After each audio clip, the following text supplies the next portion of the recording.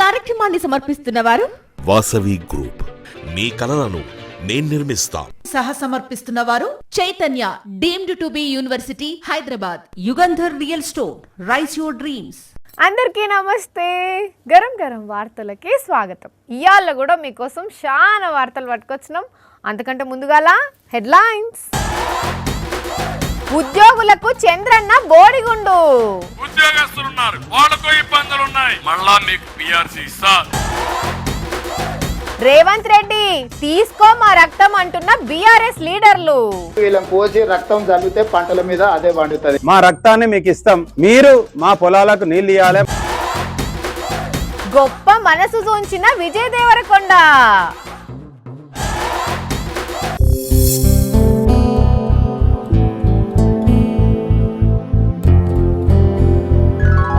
Camera rolling action.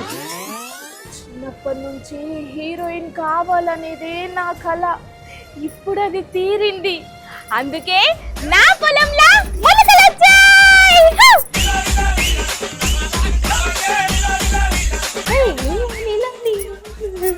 ఓ వెన్నెలా, నేనేంది cinema సెట్ల లేనా? పగటి కళలు కంటే గిట్లనే ఉంటది. ఆగో, నేను సినిమాలో హీరోయిన్ గా చేస్తున్నా కదా, ఆ సినిమాకు డైరెక్టర్ ను కూడా నేనే. ఇంకా నయం, ప్రొడ్యూసర్ ని కూడా నేనే అనలేదు. నిజమక్క, ఆ సినిమాకు ప్రొడ్యూసర్ ను కూడా నేనే. ఛీ, కాకపోతే అది కళాయే. నిజమైతే ఎంత బాగుండో. నీ జీవితంలో కూడా అది నిజం కాదు గాని చక్కగా ఆఫీస్కి వచ్చాయి, సరేనా? సరేలే, వస్తున్న తీయాగు. అమ్మ వెన్నెల ఏదో కథలు పడుతున్నది గాని ఏం చేస్తుందో చూద్దాము.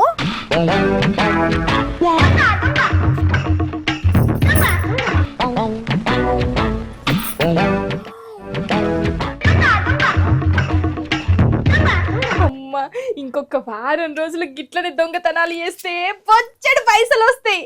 అప్పుడు నేనే డైరెక్టర్ అవుతా, నేనే నా సినిమాకు డైరెక్షన్ చేస్తా, నేనే హీరోయిన్ కూడా అవ్వచ్చు.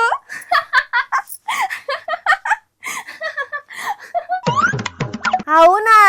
మరి హీరోదే ఉన్నదిలే, నా పక్కకు ఎవరు సెట్ అవుతారో వాళ్ళనే చూస్తా. అక్క చూసినావా? నీ దొంగ బుద్ధులన్నీ చూసినా. నా బ్యాగ్ లో కూడా పైసలు కొట్టేస్తావా? చెప్తావు నీ సంగతి. అట్లా కోపం చేయకక్క, నాకు సినిమా అంటే పిచ్చి. నేను హీరోయిన్ కావాలని చిన్నప్పటి నుంచి అనుకుంటున్నా, కానీ ఎవ్వరు ఛాన్స్ ఇస్తలేరు. అందుకే నేనే ప్రొడ్యూసర్ అయిపోయి నేనే డైరెక్షన్ చేసుకొని నేనే ఆ సినిమాలో హీరోయిన్గా చేద్దామని అనుకున్నాక్క. కావాలంటే నా సినిమా రిలీజ్ అయినాక నీ పైసలు నీకు డబ్బులు ఇస్తాక్క, ఓకేనా? ఊక నువ్వు నీ సినిమా పిచ్చి. అయినా ఎవరిచ్చిండ్రు ఈ ఉపాయం? ఆనంద్ అనే ఒక ఆయన హీరో కావాలని చెప్పి మస్తుగా దొంగతనాలు చేసిండట. ఇక డబ్బులు వచ్చుడితోటే అటు ప్రొడ్యూసర్గా ఇటు మంచిగా హీరోగా కూడా చేస్తుండట సినిమాలా. ఇక గాముచ్చడి తెలిసే నేను కూడా గట్టనే చేద్దామని అనుకుంటున్నా. ఇంకేంది, ఆయనను పోలీసులు పట్టుకున్నారు, ఇక నిన్ను కూడా పట్టుకుంటారు, సరేనా? మరి కథ ఎట్లనే ఉన్నది కదా. ఏ ఉత్తుత్తగానే అక్క, ఆయన నా ముఖానికి హీరోయిన్ ఏందక్క, అంత ఉత్తుత్తే. Joke joke. అవునా? మరి జోక్ అయితే పైసలు ఎందుకు తీసినవక్క నా బ్యాగ్లకెంచి? అది అది సాయంత్రం ఐస్ క్రీమ్ ఆర్డర్ పెడదామని. ఏడ్చినవుతి, ఇంకోసారి గిసోంటి కథలు పడ్డాం అనుకో, నేనే పోలీసులకు పట్టిస్తా. ఏమనుకుంటున్నావో అర్థమవుతుందా? సరే తీ. కానీ చూస్తుర్రా పబ్లిక్, ఈ సినిమాల పిచ్చేందో తెలియదు కానీ కొందరు దొంగతనాలే చేస్తుర్రట. ఏందో ఏమో. జర్నీ సినిమాల బస్సుకు బస్తా వచ్చి బస్సు అద్దాల మీద పడితే పెద్ద ప్రమాదం జరిగి ఆగమాగం అవుతుంది. చాలా మంది ప్రాణాలు పోతాయి, చాలా మందికి దెబ్బలు కూడా తాకుతాయి. రోడ్డు మీద పోయేటప్పుడు క్షణాల్లో ఎసోంటి ప్రమాదాలు అవుతాయో, కళ్ళు మూసి తెరిచే అంతల్ని ఎసోంటి ఘోరాలు చూడాల్సి వస్తుందో ఆ ఒక్క సీన్తో అర్థమైపోతుంది కదా. సరే, ఇప్పుడు ఆ సినిమా సీను. అబ్బర కొడుకా, ఎంత పనైంది పో. బండి మీద పోయేటోళ్ళ మీద షెద్దరు కప్పినట్టే పడ్డది పో. జస్ట్ ఒకటే సెకండ్లో గట్ల గాలి కూసిపోయింది, బండి మీద పడ్డది గంతే. దెబ్బకు ఇంత పనైంది. ఇంకా అదృష్టం ఏందనంటే వీళ్ళంతా సడన్గా బండి ఆపినందుకు వెనకంగా పెద్ద వాహనాలు రాకపోవడంతో ప్రాణాలు దక్కినాయి, లేకుంటే ఆగం కథనే ఉండేది. మహారాష్ట్ర తానేలా పుట్టినరోజు పండుగకు ఎవరో సంబరంగా ఫ్లెక్సీని కట్టుకుంటే వీళ్ళ ప్రాణాల మీదకి తెచ్చింది. కాకపోతే గట్టిగా నూకలు ఉండి బతికిపోయినరు కానీ అయినా అక్కడ గంతగనం వర్షాలు పడి గాలి దుమారాలు వస్తుంటే ఫ్లెక్సీలు కట్టేందుకు సర్కారు ఎట్లా పర్మిషన్ ఇచ్చిందో ఏమో గానీ వాయమ్మని చూస్తా అంటేనే భయం అవుతుందిలా. బర్త్డేకు ఆ ప్రోగ్రామ్ ఈ ప్రోగ్రామ్కు ఫ్లెక్సీలు కట్టేటోళ్ళు జర రోడ్ల మీద గీసోంటి ఫ్లెక్సీలు కట్టకుండ్రి, పబ్లిక్ ప్రాణాల మీదకి తేకుండ్రి, సరేనా? మొన్న కొత్తగా పెళ్ళైన ఒక జంట వాళ్ళ హనీమూన్ కోసం ట్రైన్ కంపార్ట్మెంట్ లా పూలు బెలూన్లతో డెకరేషన్ చేసుకున్న వీడియో చూసిల్లు కదా. ఓర్ని కథ సల్లగుండా గీదేం ఐడియా రా బాబో అని ఆశ్చర్యపోయిల్లు వాళ్ళ క్రియేటివిటీ చూసిన పబ్లిక్. అది అట్లుండగానే ఇప్పుడు ఇంకో వీడియో సోషల్ మీడియాలో వైరల్ అవుతున్నది. అదేందని అంటారా? అగో గడు చూడుండ్రి.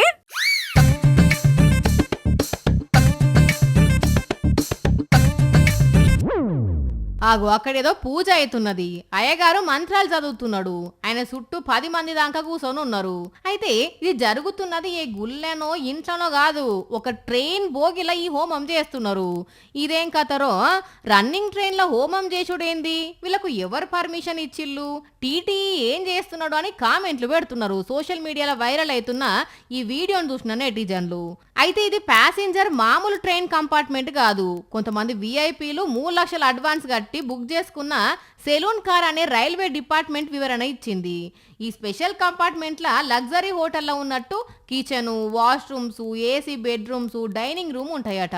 వీళ్ళు చేస్తున్న హోమం ఆ సెలూన్ కార్లని అని చెప్పుకొచ్చింది. మొన్న గిట్లనే ఒక జంట ట్రైన్ల హనీమూన్ సెటప్ ఏర్పాటు చేసుకున్న వీడియో వైరల్ అయితే డ్యూటీలో ఉన్న టీటీఈని రైల్వే శాఖ సస్పెండ్ చేసింది. ఏందోనుల్లా, రాను రాను ఇంకేసోంటి మార్పులు చూడాలనో ఏందో అనుకోవటిల్లు రోజు రైళ్లలో ప్రయాణం చేసే ప్యాసింజర్లు.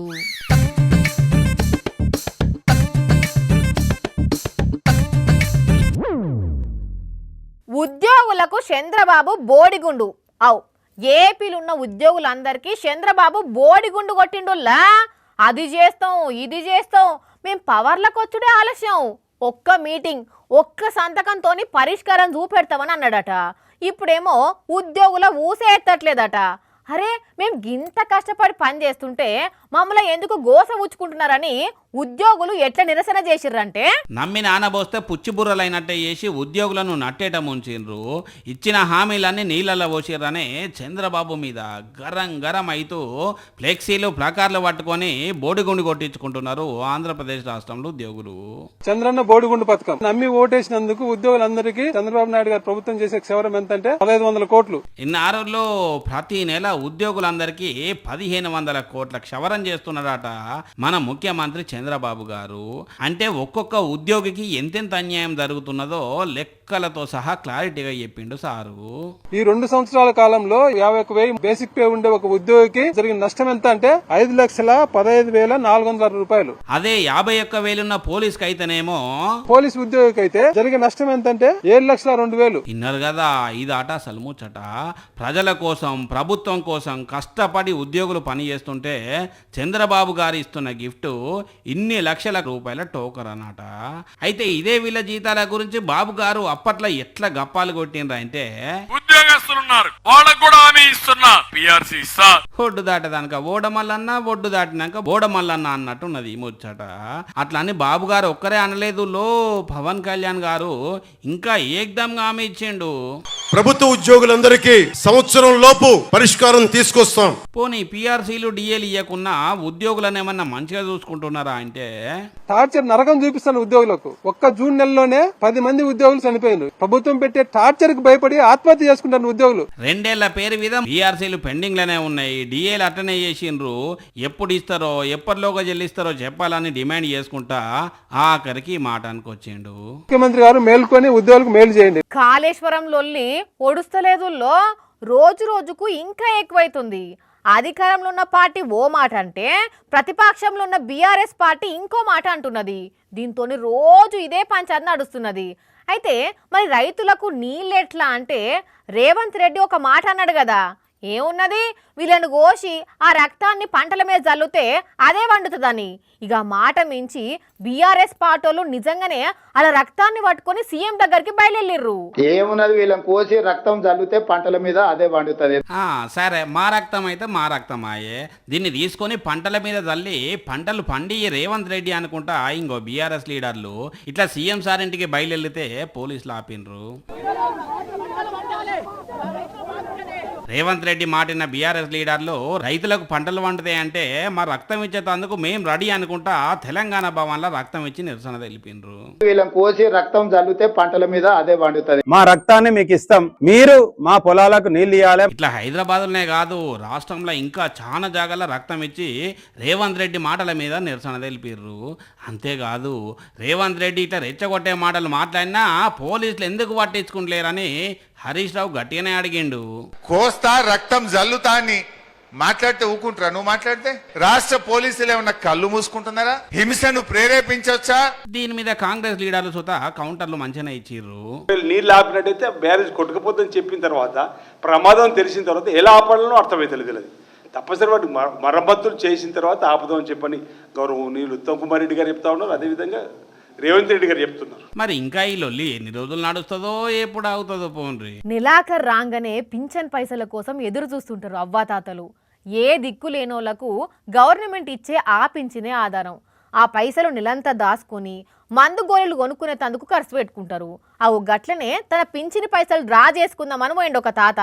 ఆయన బ్యాంక్ అకౌంట్ ఓపెన్ చేసి చూసి షాక్ అయింది అక్కడ ఉన్నోళ్ళు. నెల నెల గవర్నమెంట్ ఇచ్చే వృద్ధాప్య పింఛన్ పైసలు తీసుకునే తందుకు బ్యాంకు కియోస్కో సెంటర్ కు పోయిండు రామచంద్ర శర్మ అనే ఈ తాత.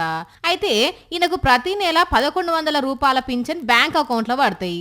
ఎంబటే పోయి అవి డ్రా చేసుకుంటాడు. ఈ తాప కూడా గట్లనే పైసలు డ్రా చేసుకుందామని పోయి, బిడ్డ జర నా పింఛన్ పైసలు తీసిస్తావా, దండం పెడతా బాంచనని అక్కడున్న ఈ తమ్ముడిని అడిగిండు. ఈ తాత అకౌంట్ ఓపెన్ చేసి షాక్ అయిండు ఆ తమ్ముడు. ఎందుకంటే ఆ పెద్ద మనిషి అకౌంట్ లా 75,96,951 రూపాయల బ్యాలెన్స్ అమౌంట్ ఉన్నది. బీహార్ రాష్ట్రం నవాడా జిల్లాలో జరిగింది ఈ ముచ్చట. अकाउंट बैलेंस 1100 रुपया बुढ़ा पेंशन निकालता है। और ये है, इधर दिखाओ पहले, ये है रामचंद्र शर्मा। इसका अकाउंट में अवेलेबल बैलेंस 7,59,59,51,951 रुपया। మా లెక్క మా పిల్లలు ఆగం కావద్దు, 4 అక్షరాలు నేర్చుకుంటే బాగుపడతారని బడికి పంపిస్తారు తల్లిదండ్రులు. కొంతమంది సర్కార్ హాస్టల్లో షరీక చేస్తారు. హాస్టల్లో టైంకి గింత తిని చదువుకుంటారు అనుకుంటారు. కానీ కొందరు వార్డెన్లు ఎంత ఘోరంగా ఉంటారంటే ఆ పిల్లలతోని చేయకూడని పనులు చేపించుకుంటా ఎమ్మా గోసవుచ్చుకుంటారులా.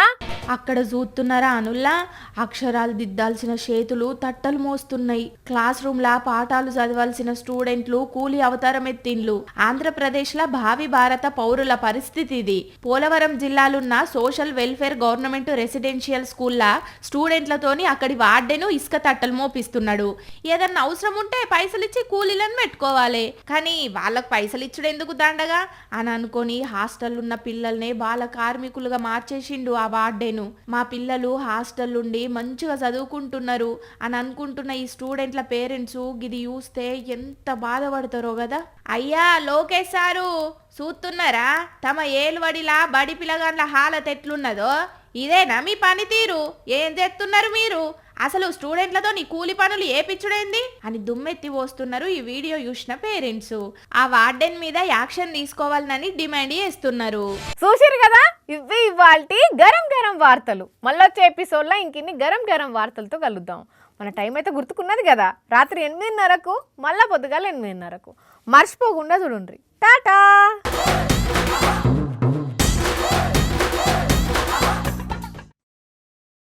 మరిన్ని అప్డేట్స్ కోసం ఛానల్ ను సబ్స్క్రైబ్ చేయండి. నోటిఫికేషన్స్ కోసం బెల్ ఐకాన్ పై క్లిక్ చేయండి.